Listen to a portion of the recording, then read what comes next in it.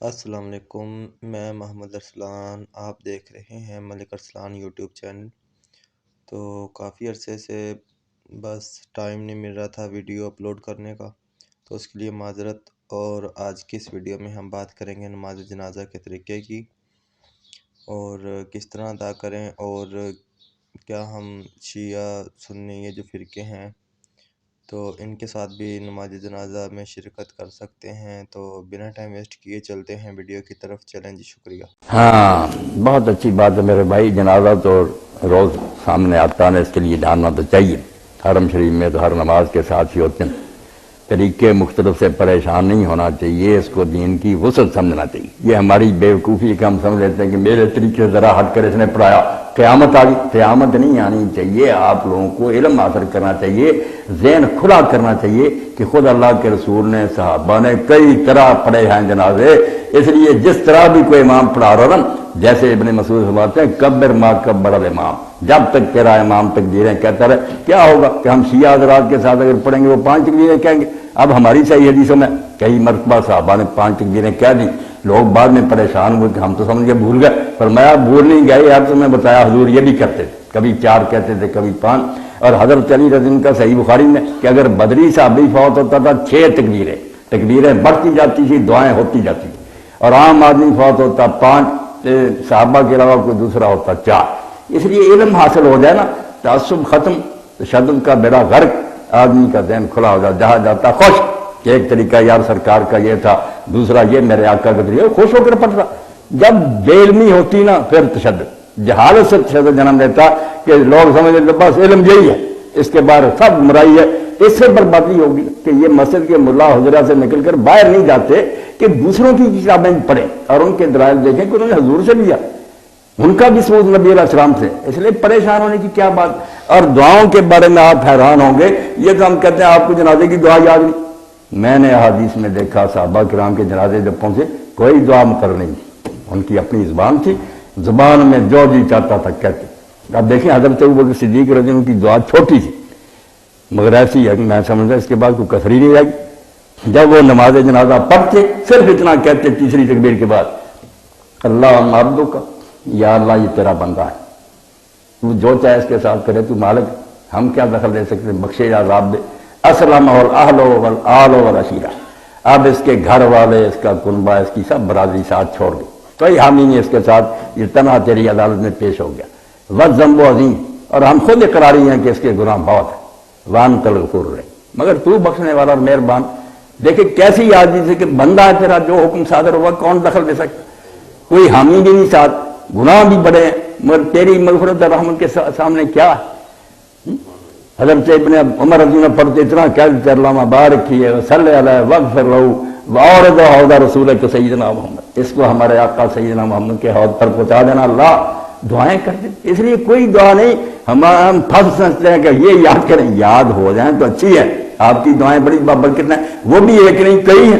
کسی جنازے میں آپ نے کوئی پڑھی، کسی نے کوئی کھلا تھا، اور صحابہ کے عمل سے پتہ چل گیا کہ بندوں کو چھٹی ہے کہ وہ لکھی ہوئی دعاؤں کے علاوہ بھی اگر کہنا چاہیں۔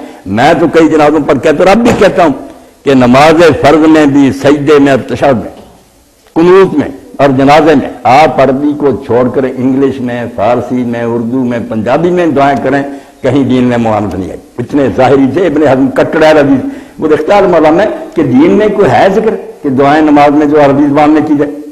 عربی میں پڑھنے کی پابندی صرف ایک چیز پر ہے کہ آپ سورہ فاتحہ اور سورت، اس کو اگر ترجمہ کر دیں وہ اللہ کا کلام نہیں رہے گا۔ اتنا بہترین ترجمہ نہیں برابری کر سکتے، بلسان عربی مبین پڑھنا، اس کے علاوہ کہیں بندش نہیں۔ اور آپ حیران ہوں گے کہ نمازیں اسی لیے ہمیں بوجھ محسوس ہوتی، دعا نہیں کرتے، بعد میں دعا کا خیال آتا۔ اللہ کے رسول نے سنگار لے ذخیرہ، کبھی دعا کے بعد نماز کے بعد ہاتھ نہیں اٹھائے، ایک حدیث بھی نہیں کہ آپ ضرورت نہیں پڑتی، نماز ساری دعا کی۔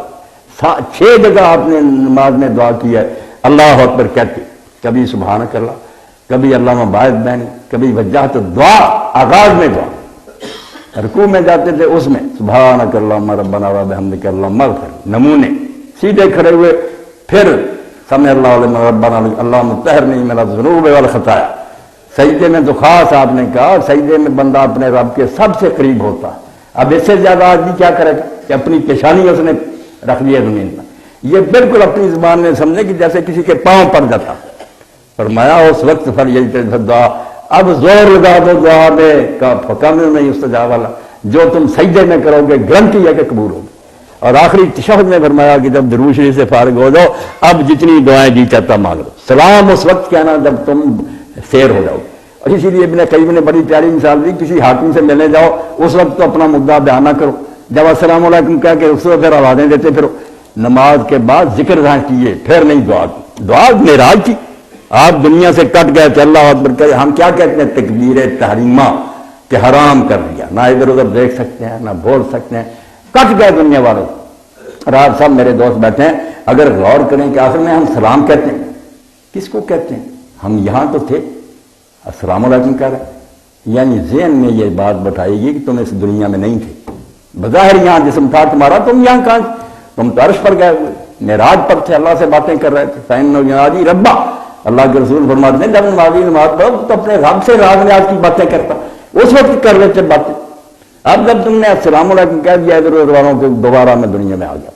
اور دنیا والوں کے لیے بھی کیسا پیغام، ایسا پاک کلمہ بجائے اور کسی ذکر کیا السلام علیکم ورحمۃ اللہ. اب اس سے بڑی دعا دنیا کے لوگوں کے لیے ہے کہ مشرق والے بھی مغرب والے مطمئن ہو جاؤ، شمال جنوب کے میں کسی کو نقصان نہیں پہنچاؤں گا، میری طرف سے سلامتی کا تحفہ ہے. اب یہ پیغام وہ بندوں کو در پھر ظلم کرتا پھر کیا نماز اس نے پڑھی. تو نماز میں میرے بزرگوں دوستو آپ گاؤں میں لگ جائیں، جہاں جائیں نا سبحان ربی العظیم کہنے کے بعد دو چار وہاں کریں، سجدے میں جائیں. آپ کو پتہ کئی لوگوں نے جب یہ شروع کی اللہ گواہ انہوں نے پڑھوں نے آ کر کہا مولانا زندگی میں اب نماز کا مزہ ہے کہ نماز تو خود ہماری اپنی ضرورت ہے. جب رفیق پڑھیں گے بٹن دبایا چل رہا تھا، کوئی پتہ نہیں السلام علیکم پر پتہ لگے گا کہ نماز تو کر. یہ نماز نہیں دین نے سکھائی. نماز مناجات کہ رب سے راز کی باتیں کرو، دل کھول کر کرو، پنجابی میں کرو، نظم و نثر